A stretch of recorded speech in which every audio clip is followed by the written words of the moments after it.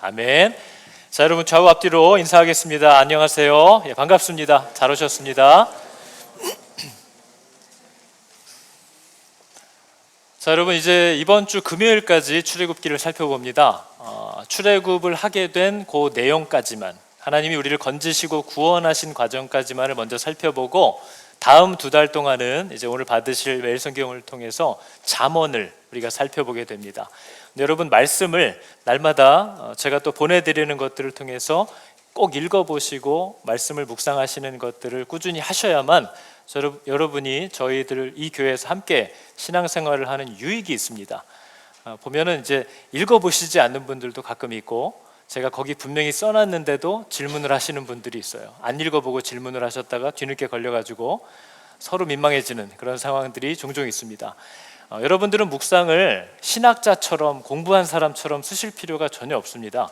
말씀을 보시고 하나님이 내게 주시는 것들을 거기다가 여러분을 위하여 기록해 놓는 거지 어디 출품하는 게 아니고요.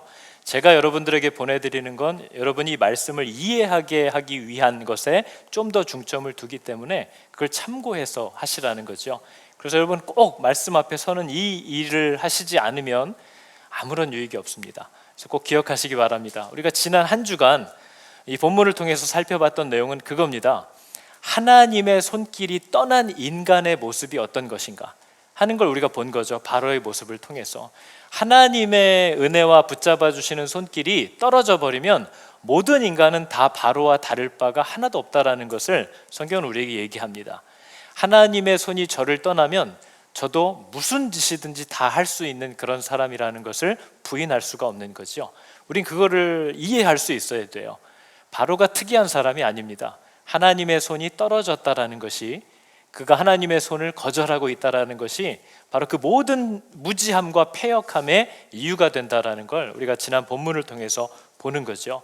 근데 그런 소망 없는 인간을, 손을 떼기만 하면 제자리로 돌아가는 그 사람을 변함없이 대하시는 여호와 하나님의 모습을 또 우리가 지난 한 주간 살펴본 겁니다. 여러분 지난 한 주의 말씀을 보면요, 인간이 겪는 비참함과 그 곤고함이 어디서부터 비롯된 것이고 누구로 말미암는 것인가 라는 질문에 우리는 나라고밖에 얘기할 수 없는 거죠. 우리가 그렇게 제한적이고 한계가 있는 인간이라는 피조물이 그 알량한 자존심, 또 정말 그 처량한 지식을 가지고 창조주 하나님과 대적하고 논쟁을 벌이는 그 모습이 바로 우리의 비참함의 이유입니다. 정말 우리의 곤고함의 근거가 되는 거죠. 그런데도 그 위에 부어주시는 하나님의 신실한 사랑, 하나님의 약속을 말미암아서 그런 자들에게도 한결같은 열심과 열정으로, 우리가 어제도 봤지만 어떻게 저렇게까지 대적하다가 결국은 자기 자식을 비롯한 애굽 전역의 자식들을 다 죽게 만드는 저 목이 곧은 모습에 하나님이 분노하셨던 것처럼, 이런 자들을 향해서도 한결같이 그 신실함으로 대해주시는 하나님의 모습이 무엇인지 우리가 지난 한 주간 봤고요. 하나님이 그러한 자들을 불러서 당신이 누구신지를 알게 하시고 생명을 주고 싶어 하시는 이 구원 계획에 동참하기 위해서 성도들이 얼마나 그 자리에서 함께 신음하고 고통을 당하면서 인내해야 하는지, 성도의 부르심과 소명이 참 좁고 험한 일이라는 것, 그러나 정말 복된 일이라는 것을 우리가 지난 한 주 동안 이제 살펴보게 된 거죠. 우리 여러분 이제 우리가 내일부터 보게 될 마지막 재앙은 죽음이잖아요. 죽음. 여러분 둘째가 없는 집은 있어도 첫째가 없는 집은 없죠. 어느 집이나 다 이제 생명을 잃어야만 하는 이 마지막 재앙을 임박해 있는데요. 이 재앙은 애굽에만 임하는 재앙이 아닙니다. 애굽 사람들에게만 일어나는 재앙이 아닌 거죠. 우리가 본문을 통해서도 봤지만 애굽 땅에 있는 모든 처음 난 것입니다. 이스라엘 포함입니다. 왕위에 앉아있는 바로의 장자부터 맷돌 뒤에 있는 천한 몸종의 장자까지, 그리고 심지어 짐승들의 처음 난 것까지, 이 땅 안에 있는 모든 생명의 첫째들이 죽는다는 건 대표성을 띠는 것뿐이지 사실 다 죽는 거나 마찬가지죠. 우리 집에 큰아이가 죽으면 우리는 살아있는 겁니까? 우리도 죽는 거죠. 이 죽음이 애굽 땅 전역에 이제 임할 것이다, 이제 온 애굽에 죽음이 덮일 것이다 라는 이 소식이 지금 애굽에 전해지는 거죠. 그래서 여러분 이 날은 성도들에게도 임하는 겁니다. 우리들도 여기에서 벗어날 수가 없는 거죠. 완전한 죽음이고 영원한 죽음이에요. 여러분, 이 소식이 애굽에 이제 전달될 거거든요. 근데 여러분, 애굽 사람들이 죽음의 소식을 듣고 그들이 하는 태도들을 우리가 기억해야 됩니다. 왜냐하면 오늘날 저와 여러분들도 죽을 것이라는 소식을 통보받고 살아가는 자들이기 때문입니다. 저 여러분들 중에 내가 앞으로 죽을 거라는 걸 모르고 사시는 분은 아마 아무도 없을 겁니다. 저와 여러분들 중에 내가 오기야 금이야 하는 이 아이가 반드시 죽게 된다는 걸 모르고 키우는 분은 아마 없을 거예요. 다 알고는 있지만 또 이렇게 듣고 나면 새삼스러우실 겁니다. 그죠? 내가 전혀 그걸 생각하고 준비하고 애를 키우고 있지 않구나, 살고 있지 않구나 하는 걸 느끼게 되는 거죠. 지금 어린 양의 피와 고기를 어떻게 해야만 이 죽음이 너희를 피해간다라는 소식이 오기 전에 애굽에 죽음이 임한다라는 이 소식은 애굽과 이스라엘 양쪽에 다 재앙인 거죠. 어떻게 할 거냔 말입니다. 이 죽음이 지금 우리에게 닥쳐온다는데 지난 10가지 재앙, 9가지 재앙만을 살펴봐도 그거는 그 시대 애굽에게만 임한 것이 아니고요. 이건 사실 인생길을 얘기하는 거죠. 모든 인간에게 다 덮치게 될, 우리 저와 여러분이 살면서 하나도 빼놓지 않고 만나게 될 재앙들이 다 지난 살펴본 재앙들의 내용이에요. 우리가 물질의 어려움을 겪기도 하고 육신의 질병에 고통을 받고 또 우리의 생명을 잃어야만 하는 이 재앙들은 이 땅을 살고 있는 저와 여러분들도 다 누구나 만나야만 할 재앙입니다. 여러분은 여러분의 인생의 이제 마지막에 혹은 젊을 때라도 내가 내 힘으로 걸을 수 없는 때가 있고, 내가 누군가의 도움을 받아야만 먹을 수 있는 때가 있고, 내가 너무나도 고통스럽고 괴로운 나머지 사랑하는 자녀와 아내와 남편이 옆에 있어도 그들에게 신경을 쓸 수 없을 만큼 내 코의 호흡에만 의지해서 들어 누워 있어야 하는 그 날들을 저와 여러분들 중에 누구도 빠짐없이 다 만나게 될 거라는 거죠. 근데 이런 재앙의 소식이 임했을 때 애굽은 3일의 암흑 속에서 어디 한번 그렇게 되나 보자 하는 강팍한 마음을 갖고 버티고 기다리고만 있었다는 겁니다. 그러나 오늘 이스라엘에게 하나님이 명하신 것은 이런 죽음이 이제 곧 애굽에 닥칠 텐데 너희들이 무엇을 해야 하느냐 하는 걸 얘기하시는 거죠. 죽음이 눈앞에 다가왔을 때 사람이 무슨 일을 해야 될까요, 여러분? 저와 여러분의 앞에 죽음이 다가왔다니까요. 다가오고 있다니까요. 저와 여러분은 다 죽음을 만날 거라니까요. 근데 뭘 하실 거냐라는 거죠. 근데 하나님은 오늘 이 유월절과 무교절을 통해서 애굽에 곧 죽음이 닥칠 텐데 이스라엘은 준비해야 될 것이 한두 가지가 아닌 겁니다. 더 분주한 거죠. 왜냐하면 애굽은 진짜 그렇게 되는 거야? 그렇게 될 거야? 하고 버티다가 죽으면 끝나지만 이스라엘에게 있어서는 이 죽음이 닥쳐오는 순간 그 죽음이 끝이 아니라 그 죽음이 바로 이스라엘의 시작이라는 것을 하나님이 알려주고 계시기 때문입니다. 이건 오늘날 성도들도 똑같아요. 이 달을, 죽음이 덮치는 이 달을 너희에게 달의 시작, 곧 해의 첫 달이 되게 하라 라고 얘기하신 거죠. 이 죽음이 닥치는 그 날이 이스라엘에게는 새해의 시작이라는 겁니다. 우리는 1월 1일이 새해의 시작인데 이 당시는 아비벌이라고 해서 3, 4월이거든요. 근데 이 3, 4월에 이 일이 일어난 그때가 이스라엘에게는 시작인 거예요. 첫날인 거예요. 생일인 거예요. 여러분, 이 약속은 오늘날도 똑같아서 저와 여러분들은 그리스도와 함께 이 땅을 살다가 죽음이 우리를 덮치는 순간이 우리의 영원한 생명을 시작하는 첫날이 된다라고 성경은 우리에게 얘기하는 거죠. 저와 여러분이 질병이나 사고로 갑작스럽게 죽음이 나를 덮쳐오는 순간 그 즉시 그 사망이 하나님의 나라로 들어가는 생명에 열리는 문이 된다는 겁니다. 그래서 그 사망이 나를 삼키는 것 같아 보이지만 그 죽음이 나를 약속대로 하나님의 나라로 영원한 생명으로 인도하는 열린 문이 되어서 성도들은 죽음과 함께 영원한 생명의 시작에 서게 되는 이 일이 저와 여러분이 약속받은 은혜라는 거죠. 그래서 여러분, 성도가 죽음을 두려워하지 않는다는 겁니다. 성도에게 있어서 죽음은 끝나는 것이 전혀 아니기 때문이라는 거죠. 그래서 여러분, 이 날이 우리에게 닥치는데 여러분, 이 날이 우리에게 닥쳐야만 비로소 우리가 삶을 시작한다라고 얘기할 수 있는 거죠. 저 여러분들 가운데는 인생이 여러분의 인생이 하나님 안에서 하나님과 함께 언제 시작되었는지를 여러분은 얘기할 수 있을 것 같습니까?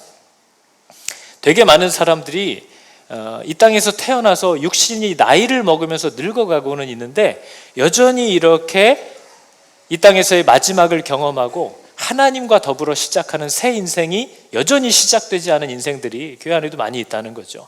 태어나 본 적도 없는 거예요. 그런데 벌써 인생의 마지막을 만나고 있는 일들도 있다는 겁니다.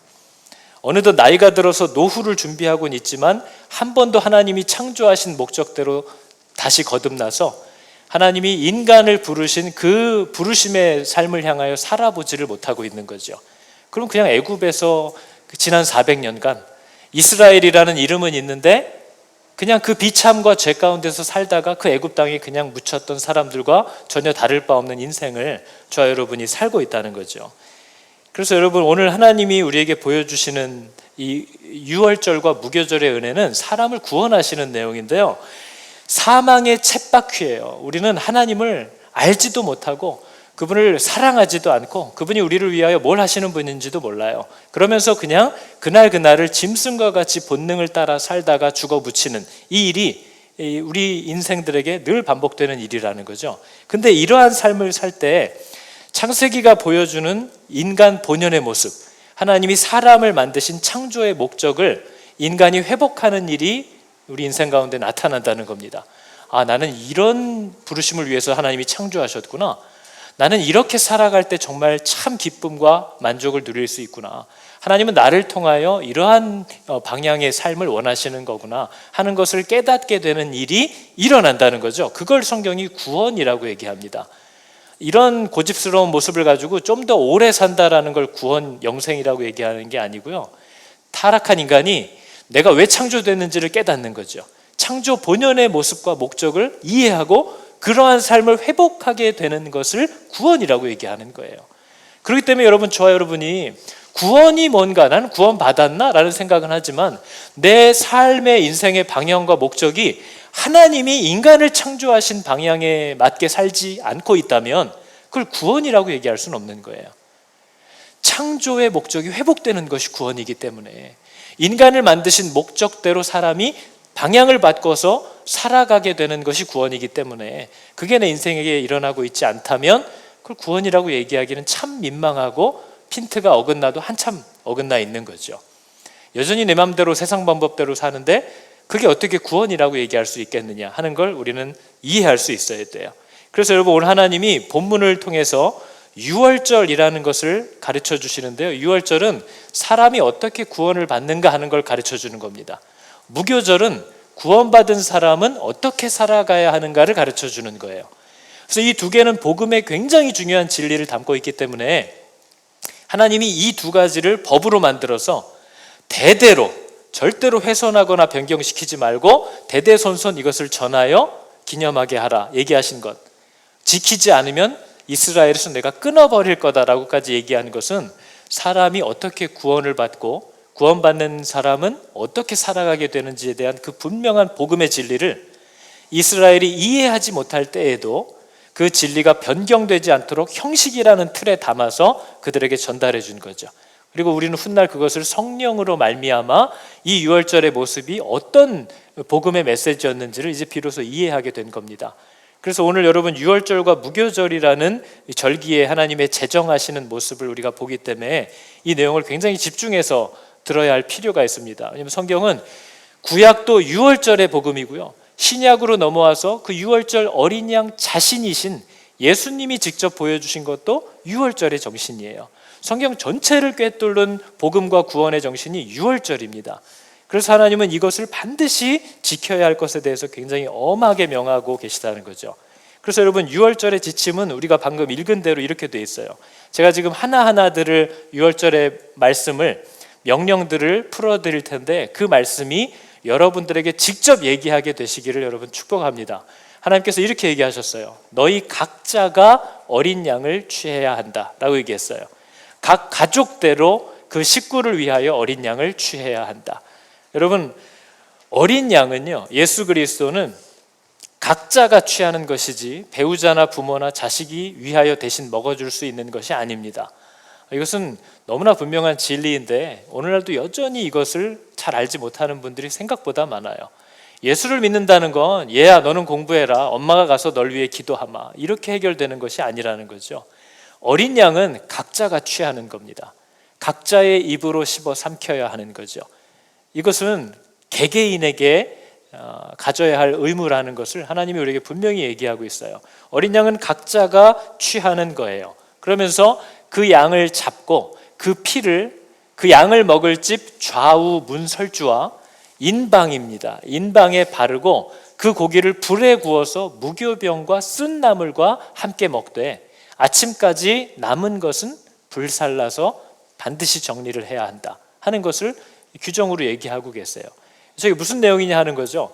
그러니까 유월절의 명령을 한마디로 쉽게 얘기하면 어린 양의 피를 바르고 고기를 먹어라 이 얘기입니다. 이게 구원의 명령이에요. 그죠? 이제 곧 밤이 어두워지면 칼을 든 심판자가 애굽 전역을 휩쓸고 다니기 시작할 텐데 이 피가 묻어있는 집은 그 안에 있는 생명이 이미 죽은 것으로 간주하신다는 거예요. 이 심판자는 그 집 안에 누가 살고 있는지에는 관심이 없습니다. 이 집에 어린 양의 피가 묻어있는 것만을 확인할 뿐이지 그 안에 산 사람이 과거 어떻게 살았고 지금은 어떻게 살고 있는지에 관심을 갖고 있지 않아요. 왜냐하면 집집마다 들어가서 사람들을 다 뒤돌아보고 뒤집어보고 헤집어보면 다 죽여야 될 놈 투성일 뿐이에요. 죽지 않아야 될 사람이 하나도 없다는 거죠. 그래서 이날 이 심판자가 보는 것은 집 안에 있는 사람과 아무런 관계가 없습니다. 오직 그 말씀과 명령에 순종하여서 어린 양의 피를 문 앞에 발라놓은 그 집은 이제 이미 심판을 받은 것으로, 이미 죽은 것으로 하나님이 간주하시겠다는 거죠. 그래서 여러분 유월절의 영어 이름이 패스오버입니다. 넘어가겠다는 뜻이에요. 내가 이 피를 보면 넘어가겠다. 이것이 우리가 받은 구원의 내용이기 때문에 여러분 우리가 자랑할 수 없다는 거예요. 우리가 몇 대째 집안이고 우리가 몇 대째 교회에서 봉사했고 내가 몇 대째 이 부서에서 일을 하고 하는 건 아무 의미가 없다는 겁니다. 그걸로 하나님이 우리를 칭찬하시는 게 아니고 그것 때문에 우리를 구원하시는 것도 아니라는 거예요. 오직 그 어린 양의 피를 명령한 대로 순종하여 발랐느냐를 보시고 이 심판자는 그 집을 넘어가겠다는 겁니다. 이게 구원의 정수라는 거죠. 그래서 여러분 이 피를 집안에 있는 벽이나 천장에 바르지 않는 이유는 그렇게 안에다가 발라놓으면 이 피는 밖으로 드러낼 수 있지 않기 때문에 그렇죠. 그래서 이 피는 반드시 누구든지 오며 가며 지나가며 볼 수 있는 그 집의 출입문에 문설주와 인방에 다 발라져 있어야 돼요. 이 말은 하나님께서 우리들에게 주신 이 피의 은혜가 우리가 성도라는 정체성을 누구에게든지 세상에게 드러내는 삶을 살아야 하고 이 피를 증거하는 삶을 살아야 한다라는 것을 우리에게 말하는 겁니다. 그래서 우리가 오늘 읽었던 본문도 이렇게 얘기하죠. 내가 애굽 땅을 칠 때에 죽음이 이 나라에 너에게 임할 때에 그 묻어있는 그 피가 네가 사는 집에 있어서 너를 위하여 표적이 될 거다. 하나님이 사망이 너를 덮칠 때에 이 피가 어린 양의 피가 묻어있는 것이 너를 위한 표적이 될 거다. 그 피가 너를 살릴 거라는 거예요. 그래서 우리는 그 피를 자랑스러워해야 됩니다. 우리는 그 피를 힘있게 증거하며 사는 것을 두려워하지 말아야 됩니다. 여러분 성도라고 하면서도 너무나 연약하고 예수 그리스도의 피를 방 한켠 은밀한 곳에 발라놓고 혼자 신앙생활 하시는 분이 있어요. 옳지 않다는 거죠. 그건 유월절 정신에 어긋납니다. 성도는 내가 이 피로 구원받은 사람이고 내가 이 피로 말미암아 살아가는 사람이고 나는 이 피를 위하여 살고 있는 사람입니다 하는 것을 반드시 바깥으로 드러내야 됩니다. 여러분 꼭 그렇게 드러내는 성도들 되시기를 바랍니다. 내가 이것을 드러냈을 때 어떤 손해를 볼까 봐, 어려움을 만날까 봐, 번거로운 일이 생길까 봐, 모함과 공격을 받을까 봐 두려워서 그 피 바르기를 주저하는 것은 그 사람이 그 은혜에 적합하지 않다라는 것을 정확하게 증거하는 겁니다. 그 어떤 어려움과 손해를 겪게 되더라도 나는 이 피로 말미암아 살게 되었다는 것을 온 세상에 드러낼 수 있는 그런 성도로 살아가시기를 여러분 축복합니다. 그것이 우리에게 복이 되는 겁니다. 그것이 우리의 능력이 되는 거죠.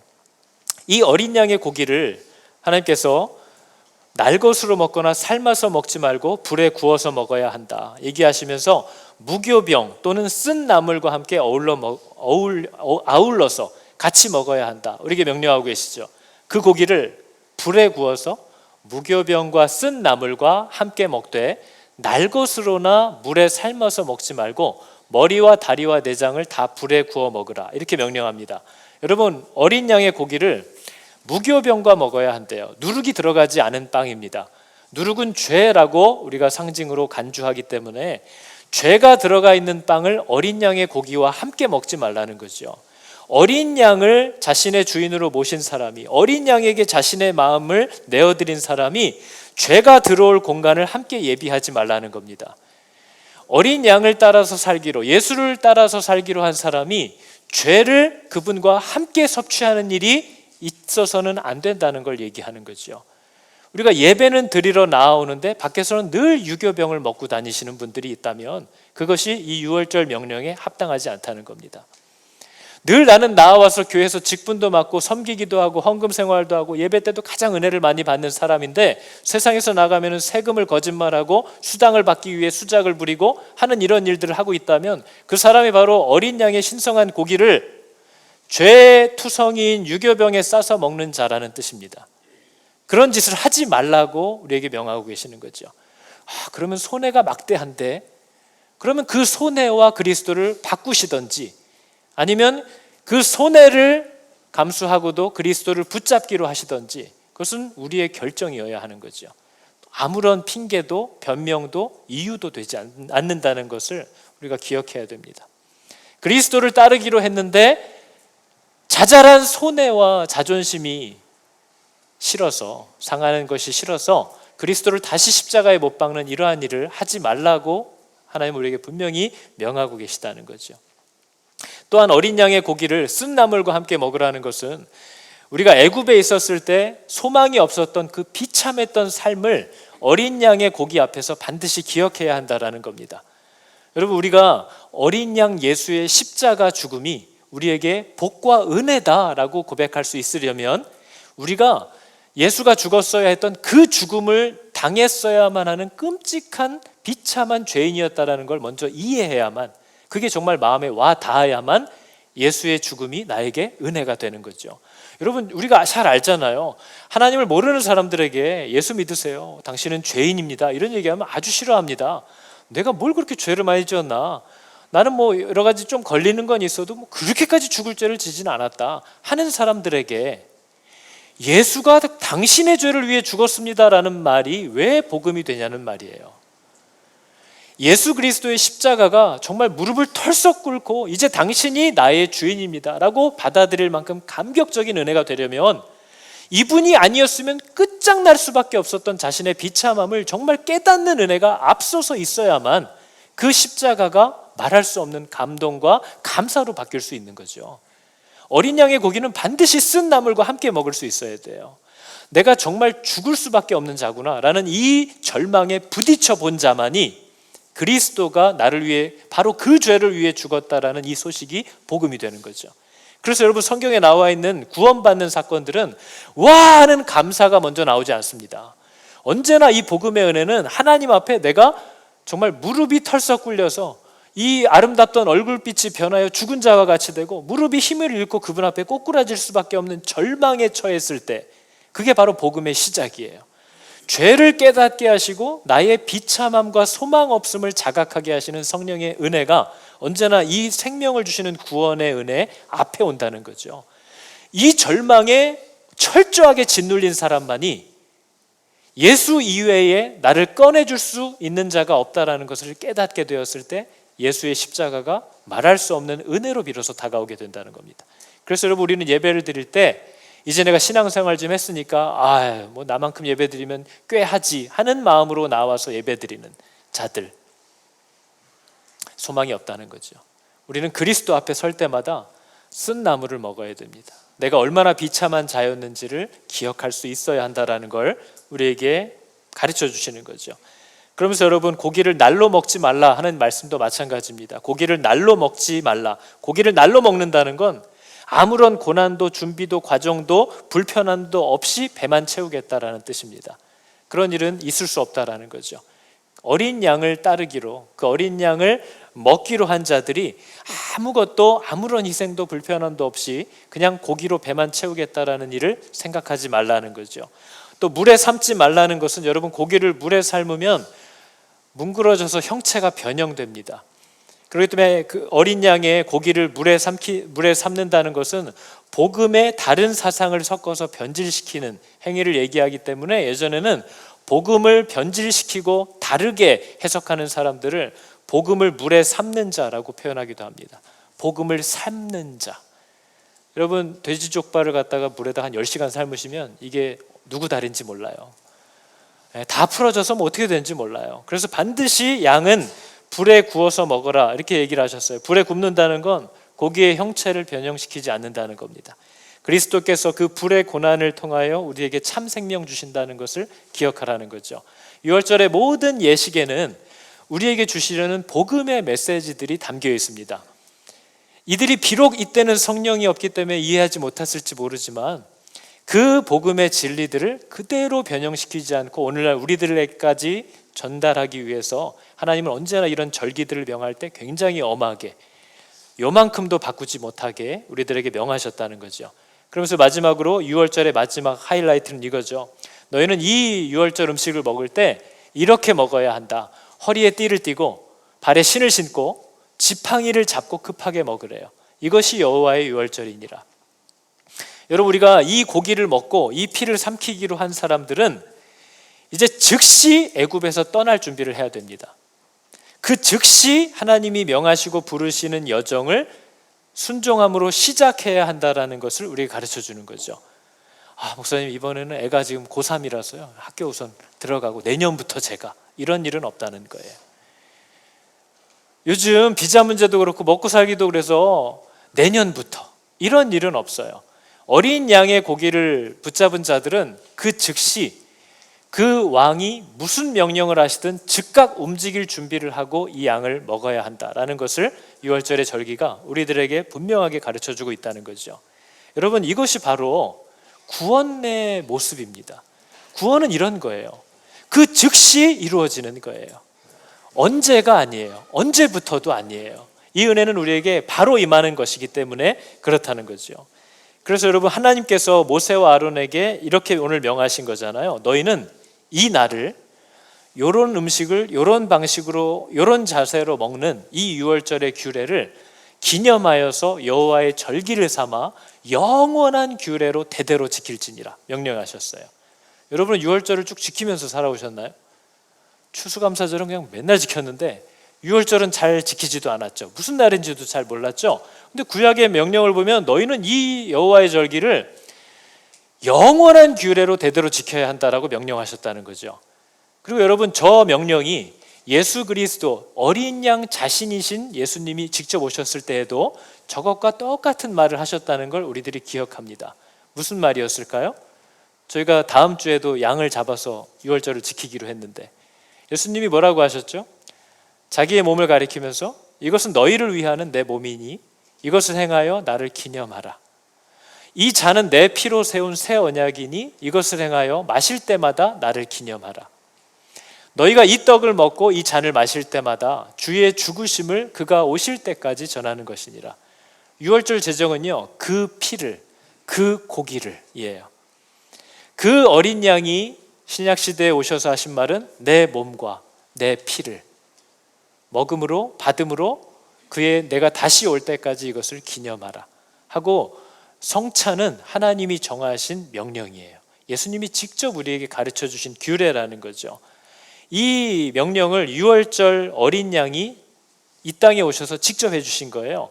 그래서 여러분, 우리가 지난번에 누가복음을 다루면서도 거기에 나와 있는 예수님의 하시는 일과 행동들이 다 저 유월절에 초점이 있는 겁니다.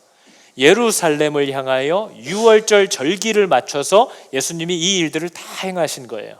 그래서 우리가 누가복음의 말씀을 보면 여러분 다 읽으신 겁니다. 첫 사건이잖아요. 유월절 양을 잡아 유월절 양을 잡을 무교절 날이 이른지라 예수께서 베드로와 요한을 보내시며 이르시되 가서 우리를 위하여 유월절을 준비하여 우리로 먹게 하라. 그때 갔더니 물동이를 이고 가는 사람이 있었고 뭐 다락방이 있으니 예비되었으니 가서 거기에서 만찬을 하라 뭐 해가지고 유월절을 거기서 보내셨다. 그랬더니 거기서 또 유다가 햇소리를 하고 뭐 이런 얘기가 다 그 얘기예요. 유월절을 위하여 오신 어린 양이라는 거죠. 그래서 여러분, 이 구원의 정수는 구약시대부터 신약까지 하나로 꿰뚫고 있는 복음의 진리의 선포예요. 너희를 어떻게 구원하시는가? 하는 걸 얘기하는 거죠. 그래서 요한복음 역시도 똑같은 얘기를 합니다. 내 살을 먹고 내 피를 마시는 자는 영생을 가졌고 마지막 날에 내가 그를 다시 살리리니 내 살은 참된 양식이요 내 피는 참된 음료로다. 그러니까 여러분, 유월절의 명령은요, 우리가 지금 보고 있는 출애굽기 12장의 유월절의 명령은 쓴 나물을 먹음으로 내 비참을 기억하라 하는 거예요. 성도들이 언제나 잊지 말아야 할 내용입니다. 이 비참함을 기억하지 못할 때 우리는 정죄하기 시작하고 비교하기 시작하고 판단하기 시작하는 일을 거침없이 시작하는 거죠. 그러나 우리는 어린 양의 고기 앞에 설 때에 반드시 이 쓴 나물을 입에 쑤셔 넣어야 됩니다. 우리가 어떠한 자들이었는지를 기억해야만 한다는 거죠. 그리고 무교병이라고 하는 하나님이 허락하신 것으로 우리의 배를 채우는 일을 이제 시작해야 돼요.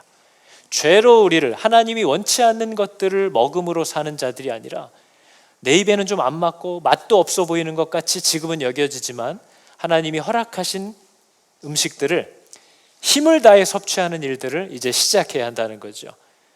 그러면서 무교절은, 유월절의 명령은 말씀이신 어린 양 예수를 변질시키지 않고 그 온전한 모습 그대로 날마다 받아 먹으라는 하나님의 명령입니다. 그런데 잘 먹지 않죠? 그죠? 남이 다 씹다가 뱉어놓은 것 한 번씩 주워 먹고 이런 식으로 하지, 우리가 그 어린 양의 온전한 모습 그대로를 받아 먹는 일에 열심을 내지 못하는 일이 많다는 거죠. 이 유월절의 명령은 자리에 안주하지 말고 하나님이 명령하시는 즉시 순종하기 위하여 허리띠와 신을 신고 지팡이를 잡고 깨어 있으라 하시는 명령입니다. 다 복음의 진리의 내용인 거죠. 무교절의 지침도 간단한 거예요. 여러분, 무교절은, 오늘 오다가도 저희 딸이 무교절을 물어보고 싶어서 막내가 아빠 무교절 발음이 안 돼서 한 12번을 발음했어요. 한데 발음이 안 될 정도지만 무교절의 의미는 여러분 누룩이 들어가지 않은 빵이라고 했잖아요. 그러니까 하나님이 허락하시는, 우리가 먹을 수 있는 겁니다. 무교절은 죄가 없는 거죠. 하나님이 기뻐하시지 않는 것이 없는 거예요. 하나님이 기뻐하시는 거예요. 그 무교절의 지침의 가장 중요한 건요, 죄가 있는, 누룩이 있는 유교병을 먹지 말라는 것이 포인트가 있는 게 아닙니다. 유교병을 먹지 말라는 말씀보다 앞에 나오는 말씀이 있어요. 이렇게 얘기하죠. 너희는 이래 동안 뭘 먹으래요? 무교병을 먹으라는 것이 이 교훈의 목적입니다. 여러분, 무교절의 교훈은 누룩, 죄가 있는 것을 먹지 않으려고 하는 게 포인트가 아니라 먹어도 되는 양식을 섭취하는 것이 교훈이에요. 그게 우리가 잘 못하고 있는 거죠. 우리의 싸움은 그리스도를 가까이 하는 싸움입니다. 그리스도를 먹으려고 하는 싸움이 성도의 싸움인 거예요. 말씀을 삼키려고 하는 게 성도의 싸움이에요. 죄를 안 짓고 마귀를 대적하려고 하는 것이 우리의 우선되는 싸움이 아니라는 거예요. 왜냐하면 야고보서 4장 7절이 말하듯이요, 우리가 하나님을 가까이 하면 마귀는 떠나갑니다. 우리가 하나님께 순종하면 마귀는 우리를 피한다고 성경은 분명히 얘기하는 거죠. 우리가 누룩이 있는 빵을 안 먹으려고 하는 게 먼저가 아니라 그것이 생각나지 않을 수 있도록 누룩이 없는 빵을 먹어서 배를 채우는 것이 성도들의 우선되는 일이에요. 근데 그거를 하지 않으면서 죄만 안 지으려고 하는 일은 의미가 없다는 거죠. 성공할 수도 없다는 거예요. 예수 그리스도를 자신의 양식으로 삼아서 그분이 주는 것을 먹지 않는 사람은 자신의 옛사람을 이길 힘이 없습니다. 여러분, 굶주려 있는 자는 유혹을 이길 힘이 없어요. 하나님이 공급하시는 것도 안 먹어요. 세상이 주는 죄가 있는 것도 안 먹어요. 그럼 굶어 죽는 수밖에 없는 거예요. 하나님은 하나님이 공급하시는 것을 먹으라는 걸 얘기하는 거죠. 근데 하나님으로부터 오는 것을 공급받지 않아요. 먹지 않아요. 그럼 우리의 속은 텅텅 비고 늘 허해지기 때문에 절대로 변화될 수 없다는 거죠. 절대로 죄를 이길 힘이 우리 안에 있지 않다는 거예요. 둘 다 안 먹으려고 하니까. 세상의 죄를 이기는 방법은 하나님이 주시는 것을 삼키는 일이라고 계속해서 성경은 우리에게 가르쳐 줍니다. 무교절의 명령은 누룩이 없는 떡을 먹으라는 거예요. 지금 우리 입맛에는 안 맞는 것 같지만 그것이 얼마나 달고 얼마나 맛있는 양식인지를 깨닫게 될 수 있도록 우리가 그것을 먹으라고 얘기하는 거죠. 그래서 여러분, 우리가 세상에서는 하나님이 먹으라고 한 것은 하나도 먹지 않고 살아가면서 생명 없는 사람들과의 늘 지속적이고 빈번한 만남과 대화, 세상 가치관의 엑기스라고 할 수 있는 세상 미디어나 SNS 같은 것은 날마다 먹어요. 늘 그런 유교병은 매일 시간을 내서 몇 시간씩 삼켜요. 그러나 온전한 말씀인 예수 그리스도의 말씀과 그분과의 기도의 교제와 긍휼과 오래 참음과 자비와 양선과 같은 이러한 성령의 열매, 이런 무교절에 먹을 수 있는 누룩 없는 떡은 먹지 않아요. 끊은 지가 오래됐어요. 그럼 여러분, 이 자극적으로 길들여진 입맛은 이제 절대 하나님으로부터 오는 생명을 주는 떡을 먹을 준비가 되지 않는다는 거죠. 그럼 여러분 생명을 잃어가는 수밖에 없어요. 여러분들은 보세요. 무교절은 무교병을 먹으라는 거예요. 여러분이 먹는 무교병이 있나요? 여러분은 하나님이 주시는 떡을 어떤 것을 받아 먹고 살아가고 계신가요? 먹으면 안 되는 것들은 많이 먹고 살아요. 근데 하나님이 먹으라고 주시는 것들 중에 뭘 먹고 계시냐는 거죠. 말씀도 안 먹어요. 무릎도 꿇려 본 적이 없어요. 하나님의 이름을 부르지도 않아요. 누구를 하나님의 말씀대로 용서하거나 오래 참으려고 하지도 않아요. 하나님으로부터 오는 아무것도 먹지 않아요. 근데 어떻게 그 사람이 세상을 이길 힘이 있느냐 하는 거죠. 그래서 여러분, 오늘 본문을 보면 하나님이 이제 다음 한 주 동안 보실 거예요. 하나님께서 어떤 절기를 정하실 때는요, 철저하게 이런 말씀을 계속 반복합니다. 너는 아무것도 하지 말아라. 이 얘기가 하나님이 절기를 지키라고 명할 때마다 하시는 얘기예요. 사람은 참 교만해서 젓가락 하나만 갖다 놔도 자기가 밥상 차렸다고 하거든요. 너는 아무것도 하지 말아라. 오직 하나님이 너를 위하여 행하신 일을 보라 하는 게 모든 절기의 시작이에요. 그게 여러분 인생의 인간의 시작이어야 된다는 겁니다. 나는 은혜로 이 일을 시작하는 거구나. 내가 해서 하는 게 아니구나라는 걸 알게 하는 거죠. 그래서 여러분, 우리가 하루의 시작, 아침이라고 하는 것을, 아침을 하루의 시작으로 우리는 이해하거든요. 왜냐하면 해가 뜨고 인간의 활동에 초점을 두기 때문에 사람이 활동할 수 있는 아침이 우리에게는 하루의 시작인 거예요. 그러나 여러분, 하나님께서 주신 히브리 사상의 아침은요, 하루의 시작은 저녁입니다. 안식일의 시작도 아침이 아니라 토요일 밤이에요. 왜죠? 초점이 다르기 때문이죠. 사람에게 있어서 하루의 시작은 어둠이 덮치고 아무것도 할 수 없는 무력한 위치에 사람이 서 있을 때 내일을 나를 위하여 예비하실 여호와 이레의 하나님을 신뢰하면서 평안히 자리에 누울 수 있는 것이 사람의 시작이라는 겁니다. 그게 여러분 안식일의 정신이에요. 하나님께서 이 땅을 창조하실 때에 6일 동안 힘써 창조하신 하나님의 일을 끝낸 마지막 날이 사람이 창조되어서 시작한 첫날입니다. 사람의 시작은요, 나를 위하여 모든 것을 예비하신 하나님의 풍성한 은혜를 감사로 누린 다음 시작되는 거예요. 그게 안식일이 보여주는 정신이고 우리가 유월절을 통해서도 보는 거죠. 밤이에요. 사람이 아니라 하나님이 우리를 위하여 일을 시작하시는 것이 인생의 시작이라는 거죠. 그러니까 여러분, 이게 얼마나 감사한 거냐면요, 인간이라는 창조물은요, 하나님께서 애초에 은혜로 만드시기로 했고요, 은혜로 살아갈 수 있게 하셨고 그 인생을 은혜로 마치게끔 하셨어요. 그게 여러분 부모가 자식들을 위하여 생각하고 준비하는 거잖아요. 우리는 얼마나 많은 복을 받은 거냐 하는 거죠. 은혜로 시작됐어요. 다 예비하시고 불렀어요. 은혜로 앞으로도 살아갈 거예요. 우리의 마지막은 은혜로 끝날 거라는 거죠. 이런 놀라운 은혜를 약속받고도 하나님을 신뢰하지 못해서 어려워하는 마음, 그죠? 하나님이 신뢰가 되지 않아요. 지킬 수가 없어요. 하나님은 예비하시겠다고 했는데 믿어지지 않는 거죠. 그래서 여러분, 심지어 구약에서는 하나님이 아무리 복을 주겠다고 약속을 하고 아무리 내 말대로 순종하면 몇 년 먹을 거를 더 주겠다고 약속을 해도 당장 불안하니까 그대로 순종하지 못해요. 너는 1년에 3번 내 앞에 나와서 제사 드려라 했는데, 여러분 예루살렘까지 가는 게 가까운 데 있는 사람들이야 며칠이지만 멀리서 오는 사람은 한 달, 2달도 걸린단 말이에요. 1년에 거의 3번을 가야 돼요. 그럼 여러분 집도 놔둬야 되고 짐승들도 누구한테 맡겨야 되고 밭에는 물 주는 것도 내가 할 수 없어요. 또 무슨 그때는 누가 들어와서 내 집이나 밭을 뺏어가거나 하면 어떻게 할 거냔 말이에요. 그게 불안해서, 그게 두려워서 하나님 앞에 3번 나오라는 명령을 지키지 못한 거죠. 그랬더니 여러분 하나님이 뭐라고까지 약속을 하셨어요? 네가 매년 3번씩 여호와 네 하나님을 보려고 올 때에 아무도 네 땅을 탐내지 못하게 할 거라고 하나님이 약속해 주셨어요. 그래도 못해요. 그래도 안 해요. 저와 여러분의 삶의 우선순위를 하나님 중심으로 잡을 때 하나님이 우리의 삶을 더 질서 있게 만들어 주시겠다고 약속했는데 안 돼요. 믿지 못해요. 너에게 준 시간과 물질을 하나님의 뜻을 따라 우선순위를 정할 때 너에게 복이 되고 네가 안전하리라고 얘기하셨는데도 믿지 못해요. 우선순위를 바로잡지 않아요. 우리의 믿음 없음이라는 거예요. 하나님에 대한 신뢰 없음을 언제나 얘기하신다는 거죠. 그걸 얘기하는 거예요.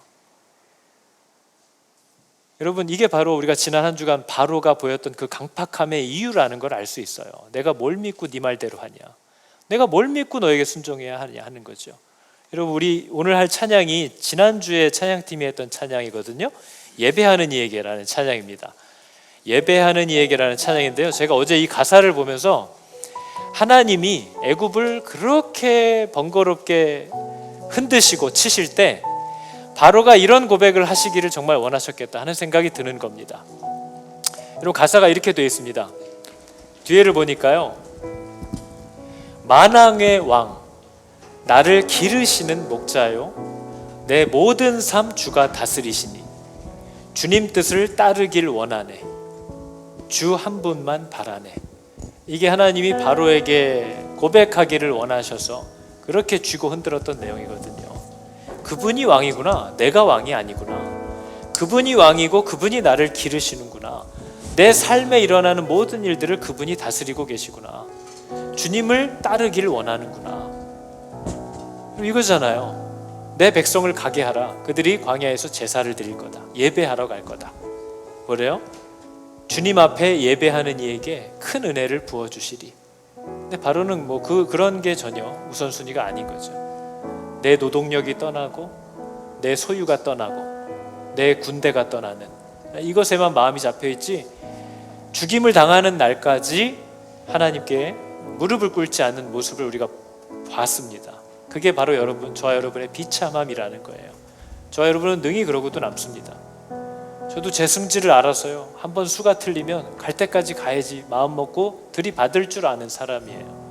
그게 우리들의 모습인 거죠. 바로가 이런 고백을 하기를 참 원하셨겠구나 하는 생각이 듭니다. 여러분, 이 찬양 함께 할 때에 주님만이 나를 아시고 내 모든 삶을 주님이 만지신다, 나를 은혜로 창조하고 인도하시고 은혜로 마치게 하실 하나님을 신뢰할 수 있도록 나를 도와주십시오. 이렇게 기도하면서 찬양해 볼까요? 주님만이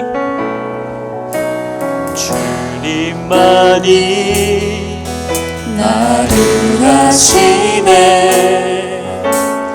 내 모든 삶 주가 만지시네. 주님 앞에 예배하는 이에게 그 은혜를 부어주시네. 다시 한번 할까요? 주님만이 나를 아시네. 주님만이 나를 아시네, 내 모든 삶 주가 만지시네. 주님 앞에 예배하는 이에게 그 은혜를 부어주시네. 주님만이 온 땅의 소망, 주님만이 온 땅의 소망,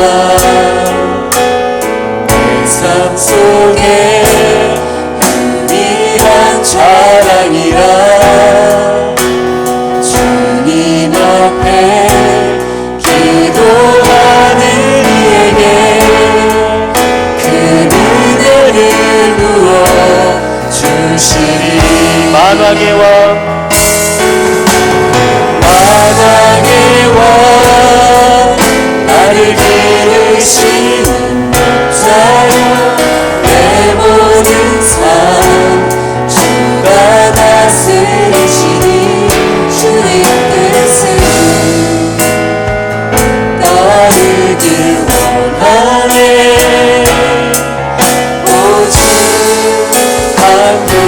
만왕의 왕 나를 기르시는 목자요